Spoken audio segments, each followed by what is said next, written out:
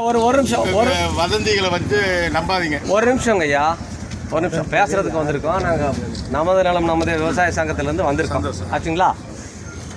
இப்போ நீங்கள் 3 நாள் அந்த பகுதியினுடைய பத்திரப்பதிவை நீங்கள் நிறுத்தி வச்சுருந்துருக்கீங்க.